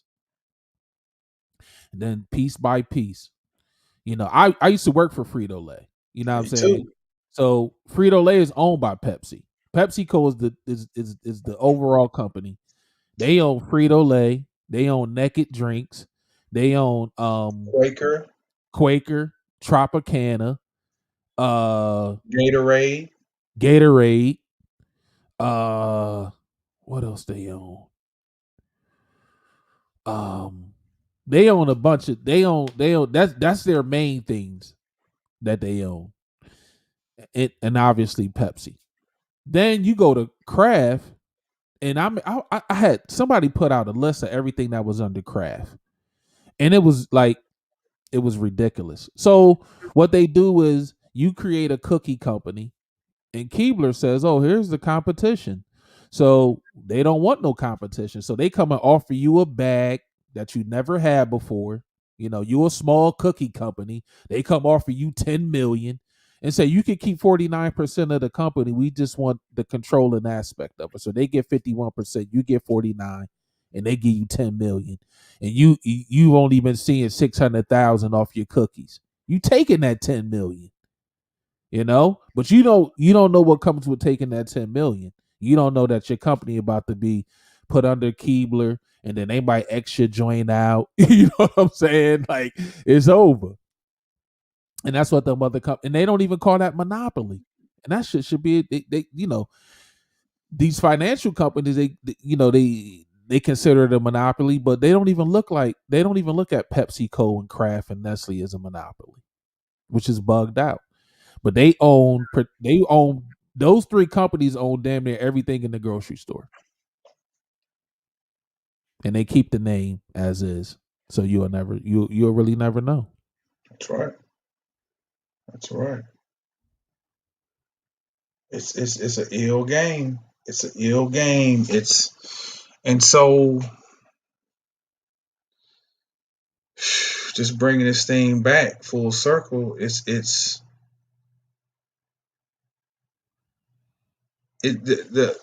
challenge all of us are really being faced with is to learn how to do quiet work. It's individualism. It's individualism. And look, when you look at your chart, for example, you got one house that says, "What do I create?" Mm-hmm. You got one house that says, "What do we create as far as my relationships? What do I create in my relationships?" And then the 11th house says, "What is created through me?" And the 11th house is the Aquarian house. So we all talking about the Aquarian age, right? Yes. So if we want to be truly about the Aquarian age, it's about getting thyself in order Yes. so that something can be created through me. Mm-hmm. Because the Aquarian carries the water, the vessel. But if the vessel is damaged, got holes in it, cracks, then the water's going to leak out. So, approaching this Aquarian age it's really comes back, and we say it over and over. It's about individualism. And we have to be clear about the type of individualism we're talking about. We're not talking about look at me, me. I. Only I exist in the world. F everybody else. That's called insanity. That's called uh toddler stage. That's what toddlers do. That's what the developmental state of a 2-year-old and a 3-year-old is, that type of individualism it's all about me. We're not talking about that type of individualism. We're talking about the type of individualism that says, I understand that I am a part of a collective. Because Aquarius is about the collective. Okay? But the individualism says that for the collective to function at its best, each individual needs to pick up their pail. That's what Booker T. Washington said. Pick up your bucket. Yes. Yes. It don't matter about no we. We will be if I become. We will be if I become. And nobody's talking about individualism. They're talking collectivism. So they Because it still sells. so that's why we're saying they're using the church concept of bringing the congregation. So YouTubers, as we said, this isn't a browbeating thing or nothing like that, right? We're just we're just talking about the integrity of it. You got cats on the tube because now, like he said earlier, it's the blog, people doing whatever to bring people in, and you have to know whoever you're going to give your fiat to, you know, make sure you getting something worth it.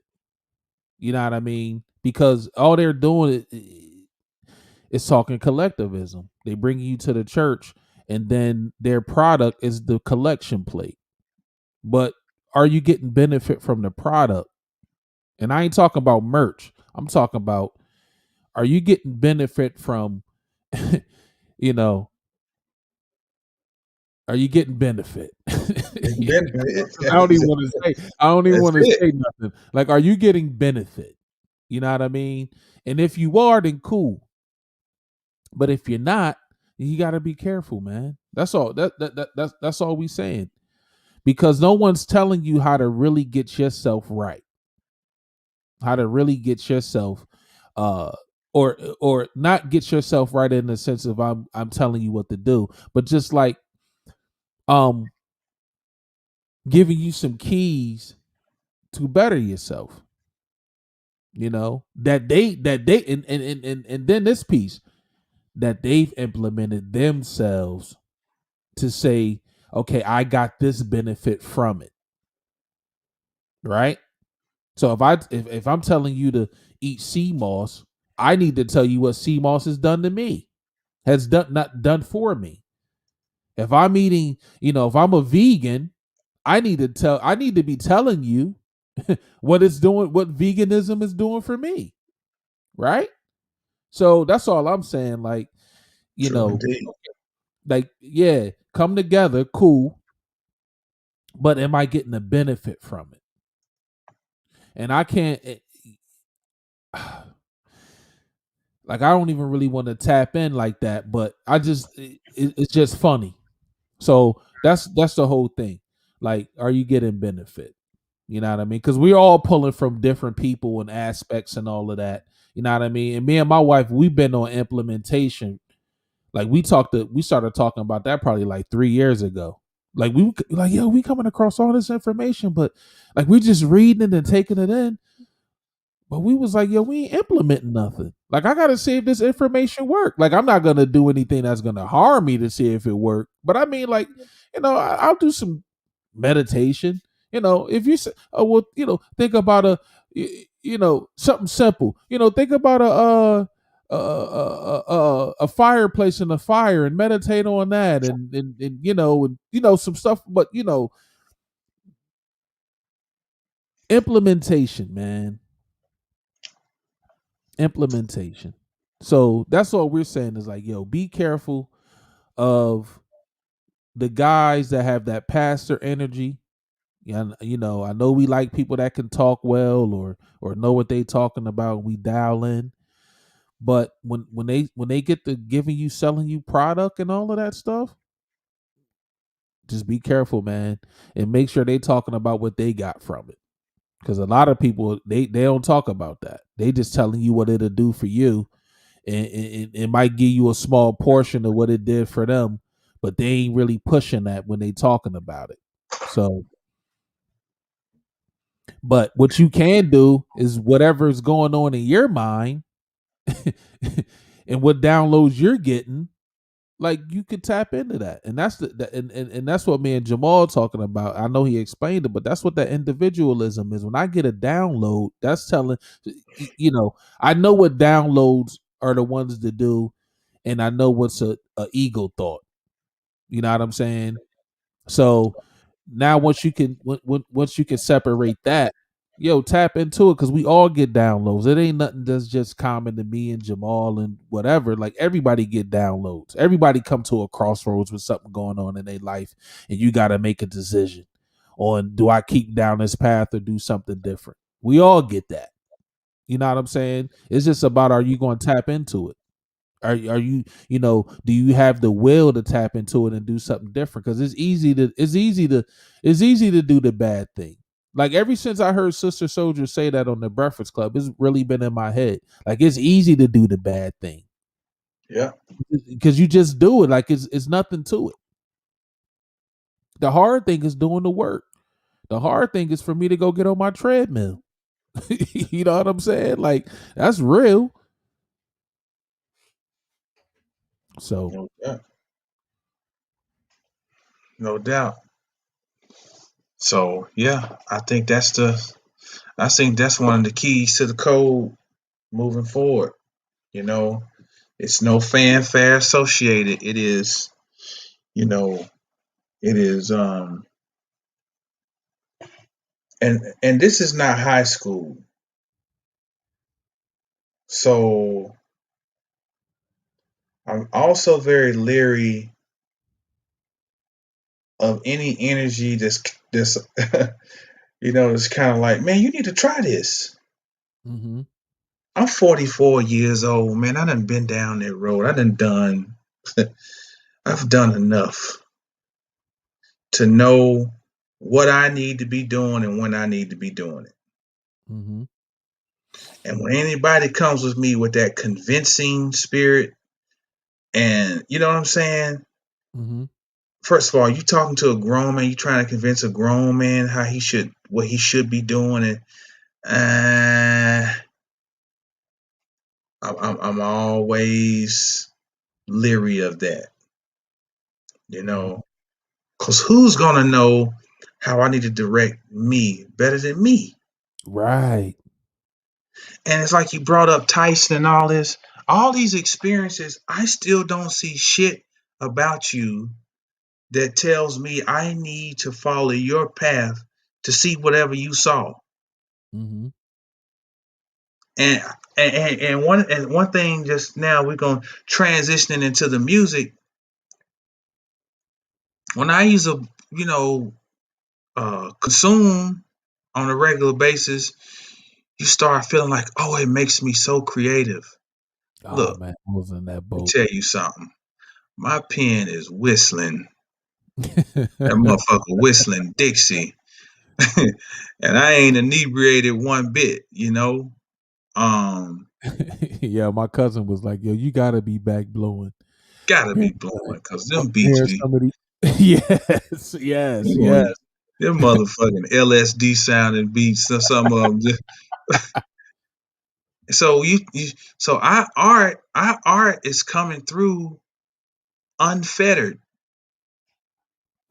Mm-hmm. So you know, I I don't see the I don't see the necessity of me walking back down that road. And here's the deal. Here's the deal with me too.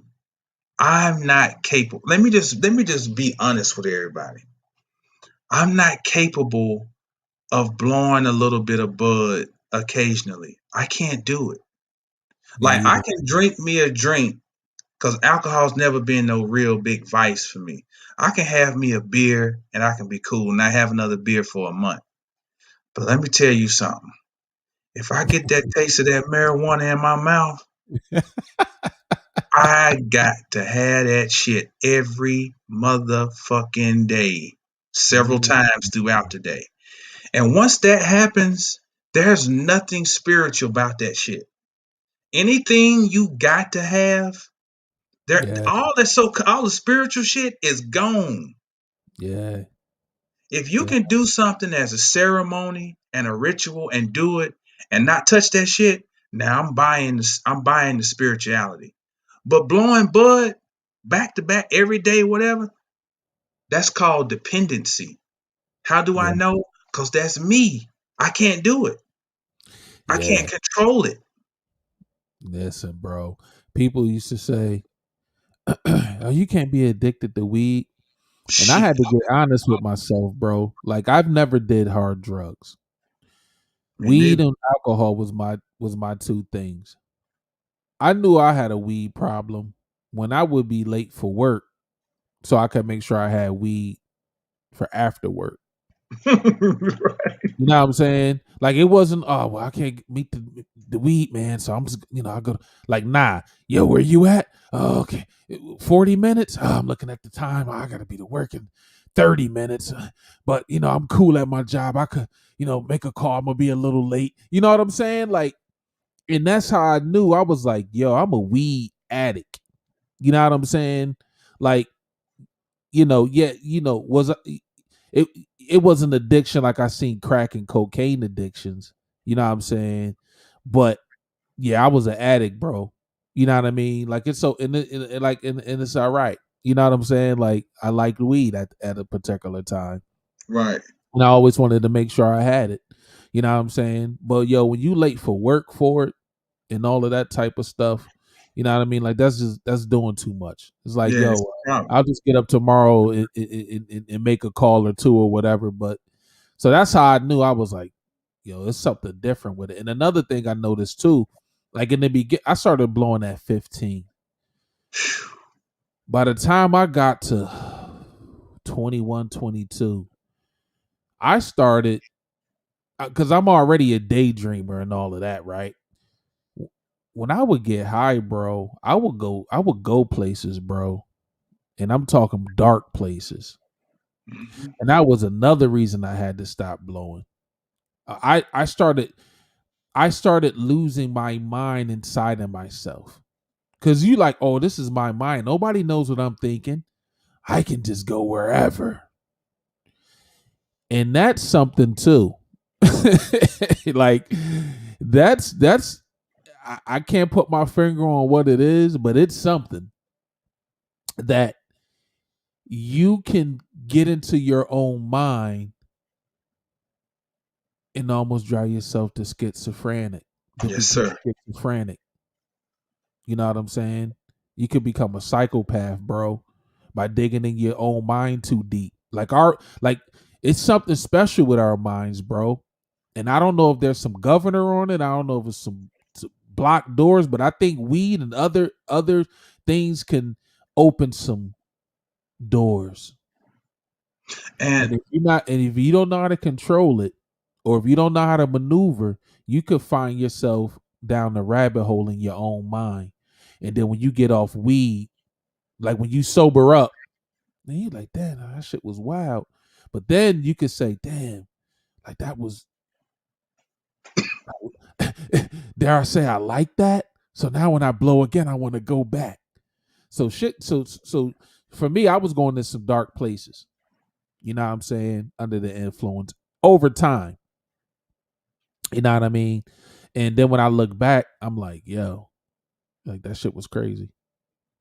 those doors in our minds are there for a reason, and they are to be approached with care, Yes. not flung open, you know, like Pandora's box. Mm-hmm.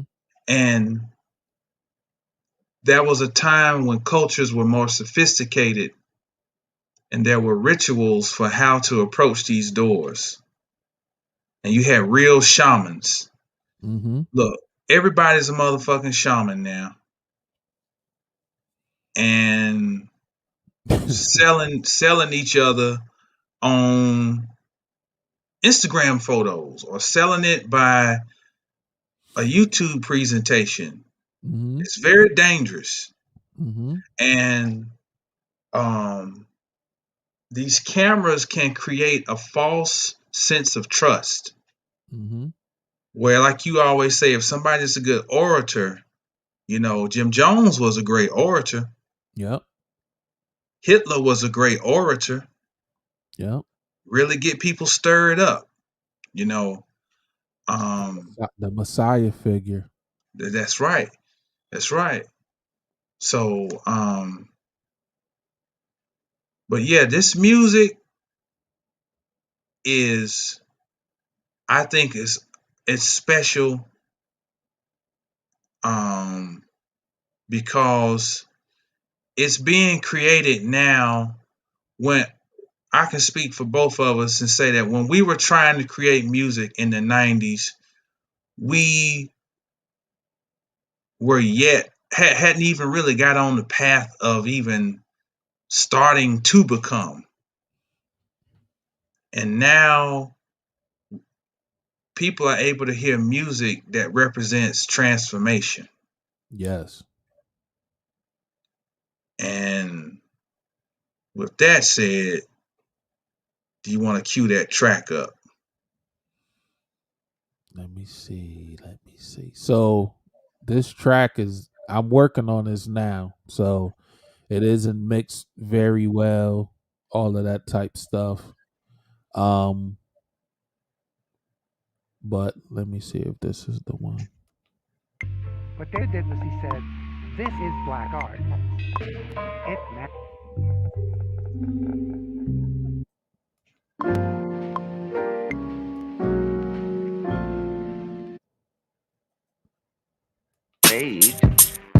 in culture in general. For the most part. Okay. So this is the one I'm gonna play for y'all. You can hear that, Jamal? Yeah. Okay. Shit was sounding crazy, like some. Yo, listen, when I tell you the source, I'm gonna tell you the source so you go check it out. And then yeah. So this is the second beat for the Black Art project that I'm working on, From Darkness Comes Light. So what I'm doing is each beat is gonna have vocal, and then it'll go into the beat. So you'll hear this guy talking at the beginning, and it's all about art, and then I'll go into the rest of the track. For the most part, the general public was not that aware of contributions that African American artists made in culture in general in the 20th century. I like that.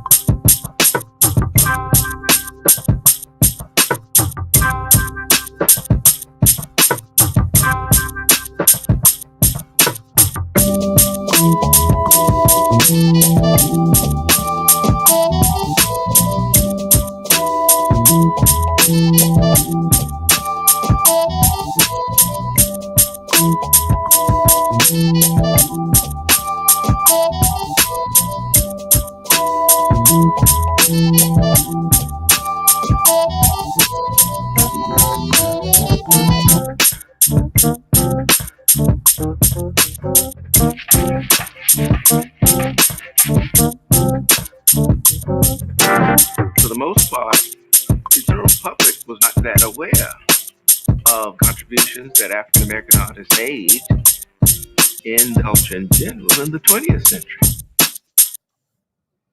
Hey. Oh boy. I told you. Mine was starting, those synapses was going. I told you, I said, yo, when this drop, you hear this, you may put the pen to pad, fam. Yes, sir. Yeah, I like that. Let me see. The beginning of the 20th century, the notion that representation is a useless artifact. Let me see. This is the last one I worked on right here. Let me see if I can try to get this term. Let me see. I started in those figures by using great. All right. The beginning of the 20th century, the notion that representation is a useless artifact of old-fashioned ideas. The beginning of the 20th century, the notion that representation is a useless artifact of old-fashioned ideas about what it meant to make art. The beginning of the 20th century.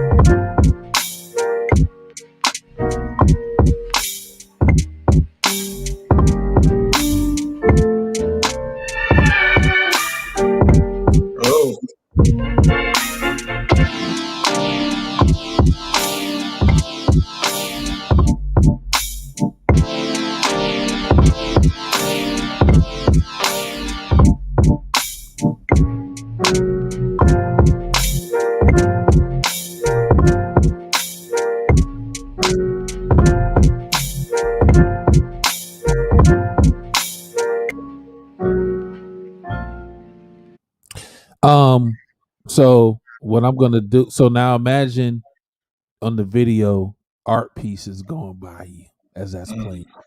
You know what I'm saying? It's gonna be a serious piece, bro. Mm-hmm. It's gonna be a serious piece. So you're Yes, gonna sir. hear all of that, and then the art. You know what I mean? Yes, sir. It's gonna be Yeah. vicious. One whole setting too, like one, like how I do the opuses. It's gonna be one Right. long joint. You know what I mean? So, thanks, Serious Biz. Oh, I had the metronome on, huh? Oh, I did have the metronome on. but yeah. So imagine that, bro. Like, and these pictures sliding by you with that piano. It's gonna put you in the zone, bro. Mm-hmm. You know what I mean? Like you go like when you see the art, you're gonna get lost in the art. The piano's gonna grab you, then you looking at the art. It's gonna be an experience. You're like, yo, man, this is wild. You know what I mean? At least that's what I'm hoping for when people check it out. So Mm-hmm. so yeah, that's what I'm working on right now. And yeah, we got Dope. Moore's Legacy getting ready to come next Friday. So beautiful. Next Friday. Next Beautiful. Friday. I think did we play? I know we played Parisian Windows. We've played Dinner at the Bistro. Yeah, you went through them. We went through them, right? Mm-hmm. Mood Ring Mood Ring's on that, right? Oh yeah. Yeah. So it's Mood Ring, Moorish Legacy, Dinner at the Bistro, and Parisian Windows. So yeah. Mm-hmm. Yeah. Yeah. That's what Yes, we got. sir. That's what we got. Fake activism is the new catechism. Religions and cults and cultures that's wrapped in all types of isms, catalog and cattle prod and treat us like chattel goyim. They got us divided into schisms. It's manner and mannerisms. They jipping with genderism. They flipping to feel you feeling. You're no longer quite sure what's real. Got plastic in it. The pandemic is not ending. The devil is doubled down. See if God back bending. What beat is that on? Nice. Parisian Window. Oh man. Oh my gosh. Yo, that's crazy. That's crazy. That's crazy, bro. I wish you could spit that right now. I need to hear that. I need to hear that on that beat, bro. That sounds crazy. 4/9/2021. Yes, sir. Yo, this March Legacy is gonna be different, everyone. Like real rap. This is going to be different. Yeah, this is gonna be different. Yeah, you said you wrote something to Mysterious Fragrancy to Mm-hmm. Fragrance, right? Mm-hmm. See if I got that. Yeah. See if Yeah. I got that. Give y'all one more before we check out. I might have played this before. Let me see.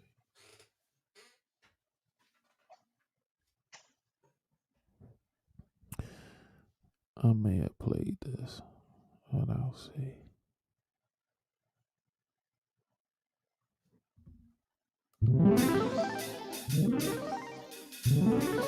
I think I played this before. I think I played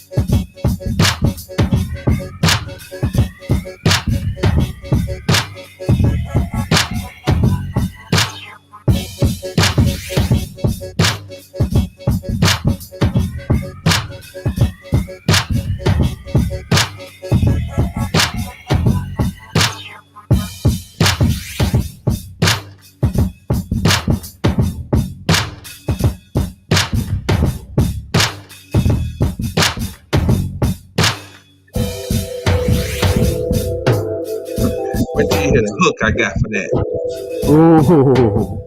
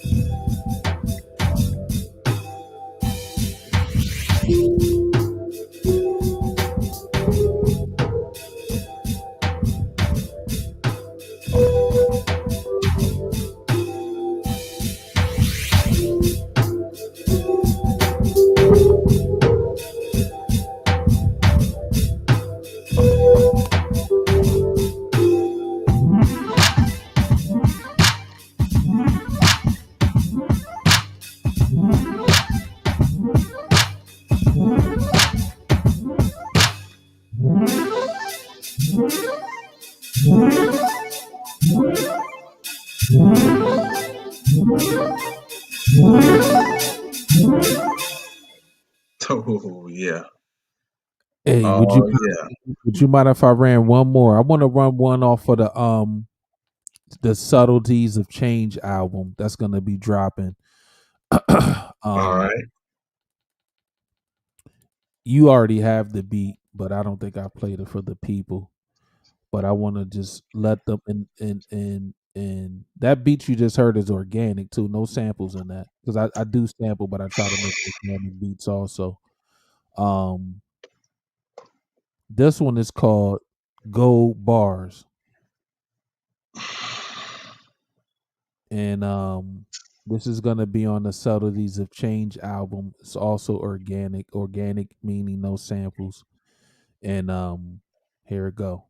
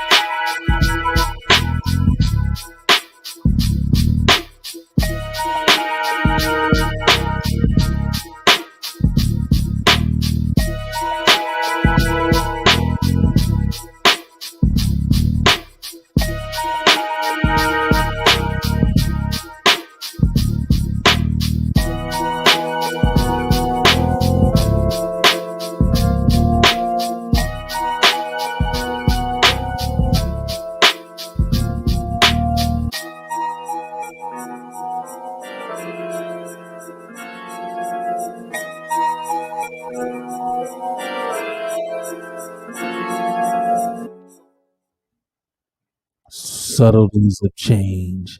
There's a change. I Hey, like listen. that. When we um when we when I drop this, I'll play it. Not this when I drop it. Glitches in the Matrix first. I think next. I think next Friday. Yeah, because I think my plan was to do it the second week of April. So, and then I'm a drop subtleties to change the following month. But I'll play a couple tracks off that. I'll play a couple tracks off that. Glitches in the Matrix. Because that's on my laptop. My wife has a laptop right now, so I'll play some tracks off of that and let y'all hear a couple excerpts before I drop it. You know what I mean? Just play a couple beats off of it. It's about 10 beats on it. I'll be dropping that on Bandcamp. It's and subtleties to change will be on Bandcamp also. But yeah, the Glitches in the Matrix joint. It's other. Glitches in the Matrix allows me to step into my Star Wars, Star Trek zone. You know what I'm saying? It's still gonna have boom bap drums, but the sounds are gonna be different. You know what I'm saying? So that's one thing I like about doing the organic stuff. It just allows you to really tap into your thoughts and ideas. You know what I'm saying? Yeah. Serious Biz, you like that last joint? Good looking, good brother. Appreciate that. He said he zoned on that last joint. Good looking, fam. Yeah, I'm telling you, man. I think y'all gonna like that. I think y'all gonna like both projects. I think it's 10 on each. Might be 10 and 11 track wise, but yeah, I think y'all. You said there, Jamal? Oh, okay. I think yeah, I think y'all gonna like it, man. I think y'all gonna like it. My screen is, and this thing is tripping. Like the chat got small. Let me see.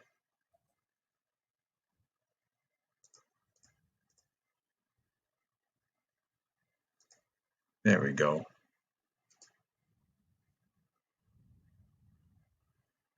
I don't know what the hell is.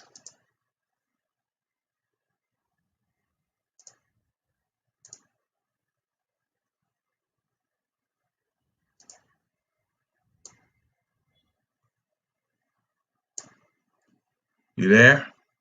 Yeah, I'm here. Okay. I was checking out what Serious Biz was saying. Yeah. Well, good brother. Mm-hmm. I got to make that journey to the Bardo realm. Yes, sir. Yes, sir. We're going to start trying to get on here earlier on Fridays. Yes.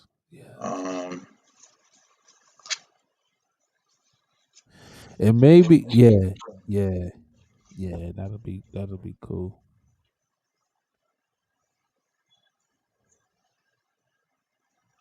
And next Friday we'll play that by ear next Friday, right? Yeah. We're gonna see how it goes. Cause I probably won't be back home till almost 10 Texas time. So Serious Biz said pumpkins. Yeah, That's brother. what my dad used to say, pumpkin time.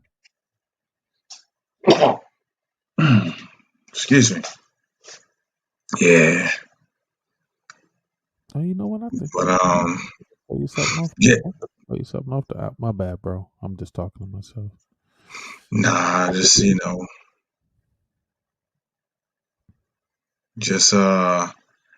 just want to thank everybody again for tuning in. No, this is a quicker one than a normal marathon. Yeah, me and the family, we going to a gym spot tomorrow. It's like a 3-hour ride, so I'm about to when I hop off of here, probably grab me a quick bite, Might watch an episode of something with wifey, and then we gonna go to sleep, wake up, and get ready to take this drive. Got like a 3-hour drive, and we going to dig for some gems in the mines, y'all. See what kind of gems we can find, and get those cleaned up and bring them back. So when next time we on, I could tell y'all how that experience went, and we looking when we think we gonna have a good time. We're looking forward to it. Um, so yeah. Hey, in the chat, I'm gonna post. You can go over to Masters of the Cosmos, and if you've never visited the site, take a little perusing. Mm-hmm. Just a lot of helpful tools over there. You can also go over there and get you birth chart reading, or you can get you a 360 reading. You can read up on it when you go over there. But if all hearts and minds are clear, Give a shout out to people that checked in: Serious Biz, Freddie Cali, is uh, Brianna, Wifey, BK Trainer, BK Trainer, DK, Freddie Cal,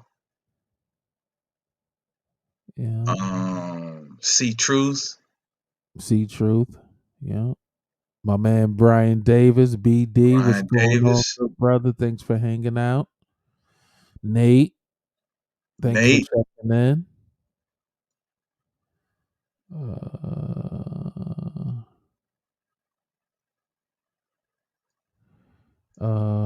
Yeah, I think that was. it only let you go back so far. So if we missed you, then it's not intentional. But we appreciate everybody. Appreciate everybody tuning in, and we're gonna do our best to be back next week. Yes. And hopefully, maybe we can preview a little something for y'all next week's podcast. Yes. Yeah, That'll be dope. I'm hyped because this Moorish Legacy is gonna be vicious. Like when it's yeah. all together, that joint gonna be vicious. So I'm excited for that, bro.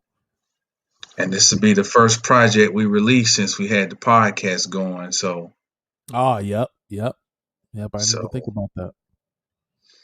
so y'all stay tuned. Stay Some tuned. fiddles is coming for you.